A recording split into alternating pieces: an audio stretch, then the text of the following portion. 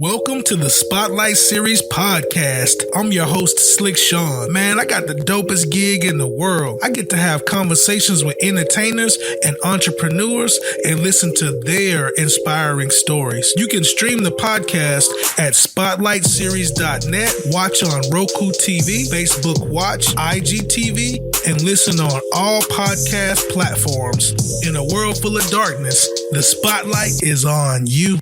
What's good, world? It's the homie Slick Sean, host of Spotlight Series podcast. I have a special guest today. This lady right here, this queen, she's a comedian, a poet. She's an entertainer, also a Jujitsu practitioner. She's a licensed professional counselor, and she's open and been on tour with Bruce and Carlos Mencia. How you doing today? Welcome, Queen Momo. Hi, I'm doing pretty good. Thank you for having me. Thank you for coming on. I'm so glad that you're doing this interview with me. I say interview, but we just having a conversation. How about that? I like conversation. So first off, I want to know, where are you from? I say I'm from everywhere. I grew up military. So I was born in the state of Georgia, raised in Omaha, Nebraska. So yes, people in virtual world, Black people live in Omaha, Nebraska. I was one.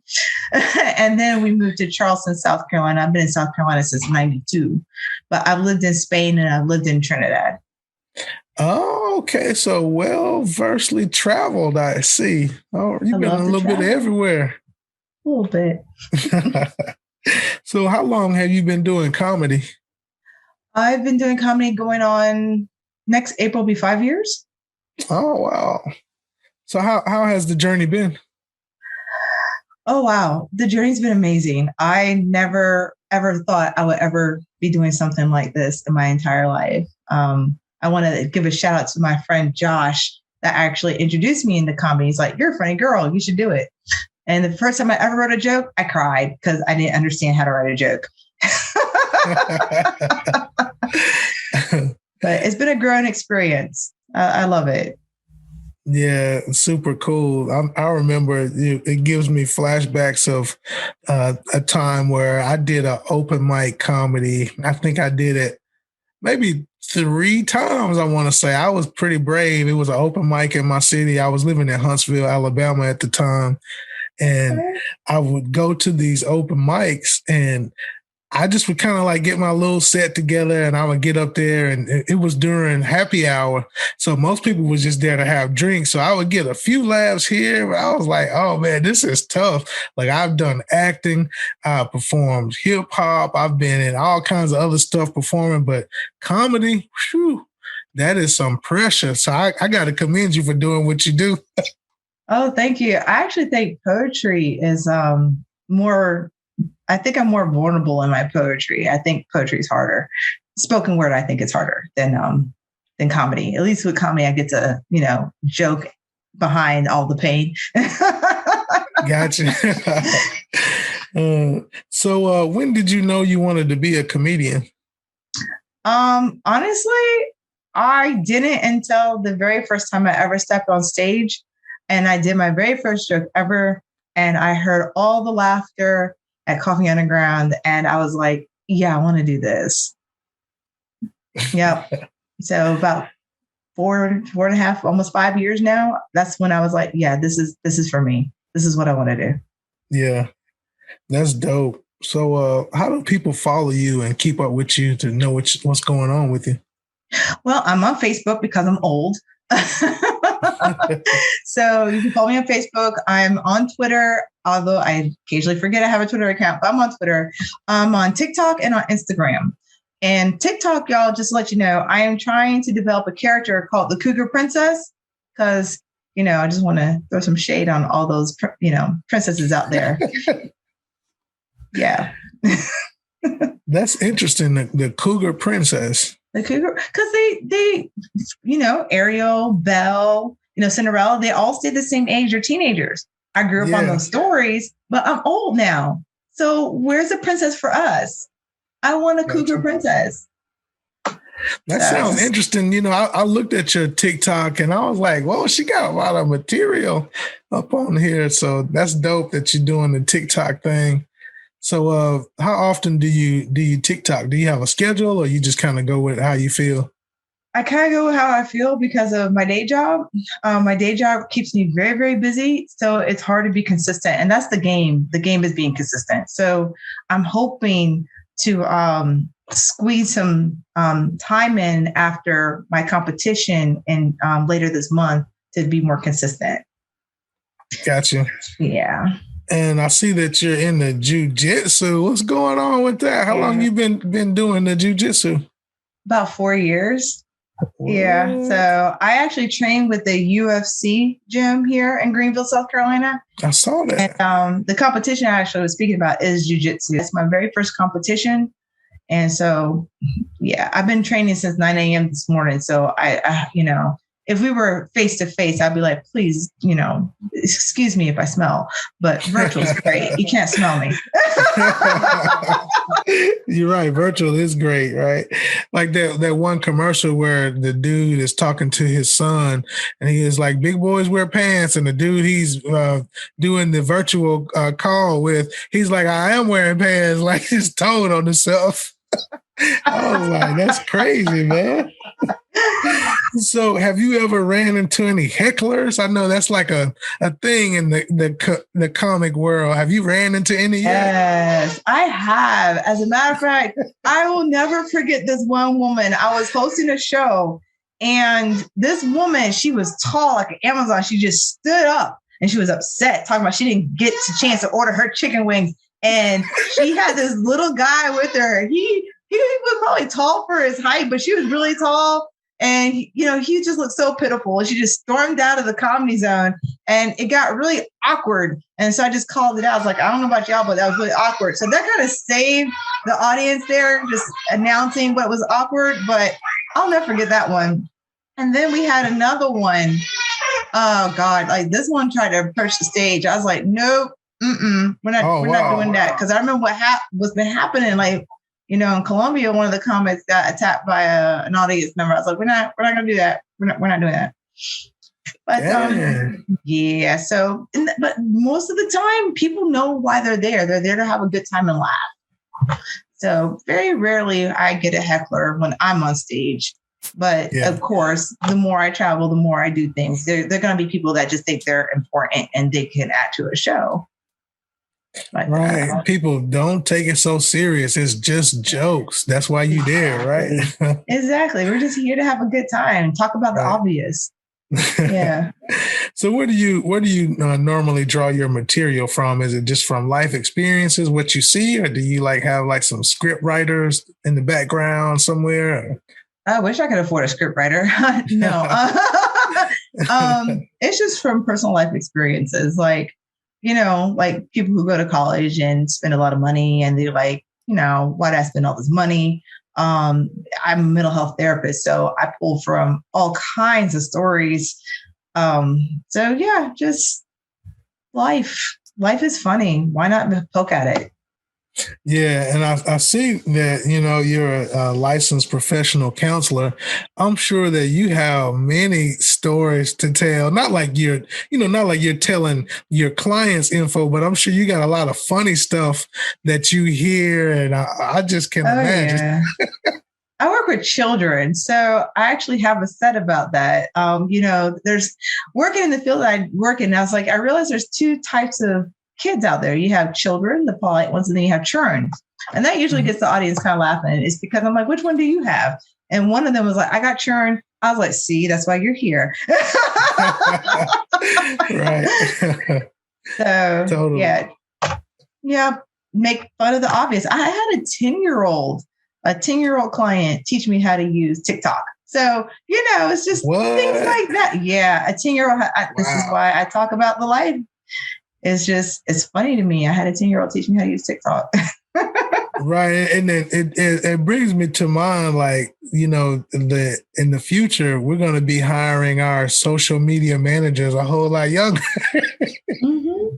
Like about 12 or 13, you can be a social media manager because they got all the time in the world. Think about it. I know, right? Yeah. It's crazy. It is. So tell me one thing about like your favorite comedian. Who's some of your favorites or people that you looked up to? Honestly, one of my favorites is Dave Chappelle. Like he's like a genius. So he had this one special where he just randomly said how good he was as a comedian, did a random punchline, started talking about stuff, and then ended up using the punchline. I was like, that is genius. I was like, oh, I never thought to do that. So he's definitely on the top. I kind of like how Wanda Sykes is kind of like, I like her attitude. So she's a good one. But I will say, like, before Kevin Hart sold out, like old school Kevin Hart, I like his material a lot. So those are some. And of course, Richard Pryor. I should have known that comedy would be part of my life because I used to sneak as a kid. My mom would hide the Richard Pryor record vinyl, and I would always find it. And then while she was at work and I was home from school early or whatever, I would play Richard Pryor. So yeah, those are my go-tos. I know that Richard Pryor, man. I had a cassette of Richard Pryor. He was talking about Mudbone. Man, he was hilarious. I'm telling you, had me rolling. And he talked about his life, and he had really a dark life. He did. Mm-hmm. From Peoria, Illinois, and then he said somebody was like, "What's that? That's a city, nigga." that little, I mean, it's like that little bit, man. That just had me rolling. Yeah. Do you remember the story where he was walking down the street? Yes. Too funny, man. I was tripping. Like I would listen to his stuff back to back. I just couldn't get enough. Yes, good one. Another genius. I know, right? So you've been on tours and shows with people like Bruce and Carlos Mencia. So tell me about that experience. How was that? Well, so I work at the Comedy Zone here, and so it's been when they come through and they pass through, I get an opportunity to meet them, talk to them. So how I got with Bruce was that one year he came and I kind of talked with him a little bit, things of that nature. He gave me some advice. I wrote it down in my book. He's like, don't quit your day job, things like that. And I couldn't tell if he was being serious or sarcastic. I was like, okay, great. And then so he asked me to do a favor in regards to people who were coming to the show. So fast forward another year, he comes back and I was like, hey, I remember you said da-da-da. I'm trying to live the dream like you. So he gave me a guest spot that night. I was like, thanks. And so like, I think honestly and truly, it just comes down to like patience. And even with Carlos Mencia, like we had a chance to talk. He likes to do karaoke. We hung out. And then the next year he remembered me. So he's like, yeah, I got you. And so anytime he rolls through, I know he got me. That is super dope to be, brushing shoulders with the greats out there. So what's next for Queen Momo? What's the next? I know you told me about the June 26th, but is there any projects that you're working on? Anything that's coming up? So mainly is this journey has taught me that I am worth it. I am worth risking and going for my dream. So what's coming up next for me is I started doing some acting gigs because I feel like that's a skill set that would only just enhance my comedy. And so my hope is that I will be able to do my private practice full time because that will give me more flexibility to actually do more tours and leave the Southeast region so my name can get out there more. Like I've done an open mic like in San Antonio, but I would like to do a show in San Antonio. So things like that. I want to be able to travel and get my name out there. And also I would like to, because it is about relationships. So right now I'm building relationships and seeing about doing a Latinx comedy show here in Greenville because we have a huge Latin population. And I would like for that population to start coming out more and enjoying comedy. Dope, for sure. So, talk to me just a little more about your ideas on mental health, especially in the Black community. Because what I come to find out a lot of times in the Black community, we don't seek counseling, we don't seek therapy, and I'm an advocate for that. I tell all my brothers and sisters to seek counseling. We just because of who we are, we've gone through so much, so we definitely need it, all of us. Yes. I think that unfortunately we have been taught that if you are seeking counseling or you're quote unquote crazy, it's a bad thing, it's a huge stigma. So one, I want to thank you for advocating for it, because your brain is the most important thing in your body. If you don't have your brain, they consider you a vegetable dead. Like DMX was alive by machine, but he was considered brain dead before they actually called his death time. Yeah. So, so when I think of that, like how important the brain is, mind, body, spirit, you got to take care of all three. When we have certain things that go in our lives and affects our mind, like people don't know that if you actually look at the different scans of a brain, it physically changes your brain. Like trauma changes your brain. Like when you experience things, it changes things. Like people who go through life and death situations, or let's say they live in a really bad neighborhood with a lot of violence, that becomes their normal, but that shouldn't be a norm, because what your body's learning to stay in hyper alert all the time. So let's say you get out of that situation and you're in a calmer neighborhood or whatever, but your body's so used to being so alert to where everything is jumpy. So that's like post-traumatic stress disorder. Also, this is generational. Like this is why we ask about 3 generations of mental health concerns and history when we do an assessment, is because this can be passed down because behaviors are taught, but also because, again, it changes chemistry. Then when someone's pregnant, you're changing chemistry. Like it's a very physical thing that happens. So I am really big about mental well-being. And if people's issue is, I don't want to be an illness, fine, let's just call it mental well-being. Whatever it is to get you to actually not keep everything inside, because it becomes poisonous and toxic. And then we wonder why certain things happen in our lives when I'm like, well, did you process through this? Like even last night, I talked to somebody, like she has issues with jealousy. I was like, that's a you thing. If you love somebody, you love them as they come. Just like, people like to throw Christ in my session sometimes. Like, well, Christ says, come as you are. So if you love someone, you are saying, I love you as you are. All that other stuff is you. So working through our own stuff to make sure that what we're doing is good before we make a decision that might hurt us in the long run. Those type of things. I can talk all day about mental health. I'm sorry. Like, it's amazing. And it's not something like I've noticed too, people are recently have been trying to chase the happy, but being a whole person's important. Being able to be vulnerable with people is important. And unfortunately, I'm a really big advocate for our boys, our men.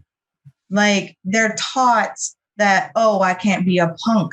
I can't act like a girl. I can't open up, but I'm like, but that's actually toxic for you. That's not good because it teaches aggression. It doesn't allow you to use your voice. And then you get in trouble at school. And why you get in trouble at school? Because society's telling you that you can't be human. And that's not fair at all. But yet girls are given the excuse to some extent that, oh, they're just on their period. How girls talk all the time. But I'm just like, if we have the ability to express ourselves, I think that should be equal to our male counterparts to express themselves, Yeah, facts. Man, everything you said was definitely true, 110%. Like, do you, have you done any motivational speaking or anything like that? A lot of people ask me that, and I really would like to do that. So it's all, things are changing, and I can't say exactly what it is because I know that people are going to hear it, and I'm not ready for them to know just yet of all the changes. But when they come, it's going to be a reckoning, and I'm excited. There will be a reckoning. That's right. Yes, there will be a reckoning. So when you're doing your comedian and your stand up stuff, do you have any subjects that are just off bounds, or stuff that you just won't say, or it's all open, everything is fair game? Well, not everything is fair game because, like, I'm still in this process of finding my voice, if you will. I don't really do vulgar comedy because I'm uncomfortable doing that kind of stuff. Like, off stage, I might talk about all kinds of stuff, and be very sensual and, all that good jazz. But when I'm on stage, I try to be relatable as much as possible, show like an open door to, things I think that we all can kind of relate to so that the audience feels like they're being pulled into a good story. Yeah. So for me, like, I talk about life experiences in college and, I talk about, thank God that parents exist because I don't want those things. Like, that's the best birth control ever. Like, they're parasites. Children are parasites. If you think about it, I mean, the umbilical cord, all that stuff. That's just a definition of a parasite. Who wants that? So I talk about these type of things. And recently, I've been working on a set in regards to my jujitsu. So yes, I love jujitsu. When I talk about it, it's like the one place you can go and experience the CDB without catching a charge. Like, it's right. It's a wonderful experience. And those who are kinky out there, you want something that is in a safe space and you can get choked out and know that if you tap out, you're okay. Like, oh man. So I'm working on those type of things, expanding a little bit. Kind of the jujitsu stuff is kind of hard because not a lot of people know all the terminology and things like that. So I'm trying to figure out how to break that down into common terms that people can join me on that ride and that journey. Yeah, I can't wait to see that material, and I know other people are going to enjoy that as well. So, do you have any words of inspiration to tell, up and coming comedians or just entertainers in general that's trying to get themselves out there and fulfill their dreams? Stay humble. Stay humble.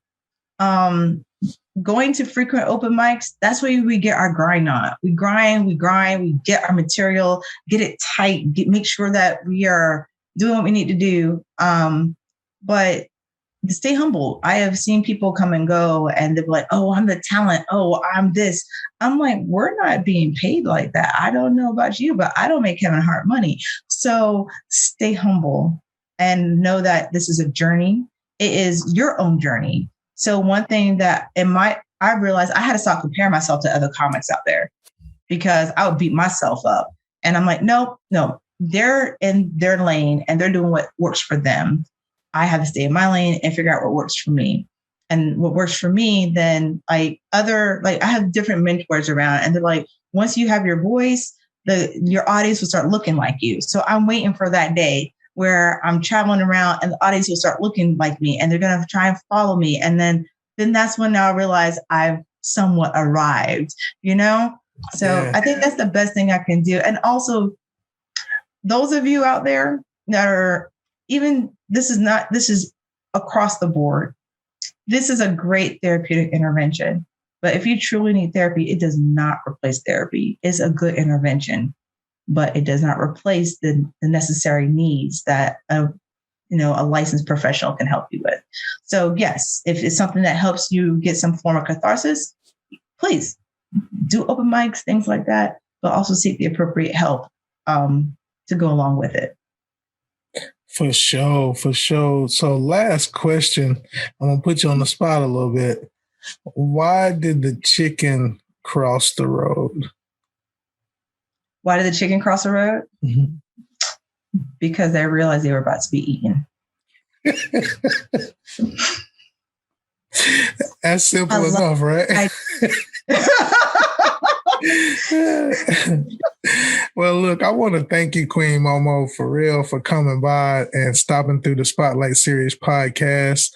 And I just want to let you know, in a world full of darkness, the spotlight is on you.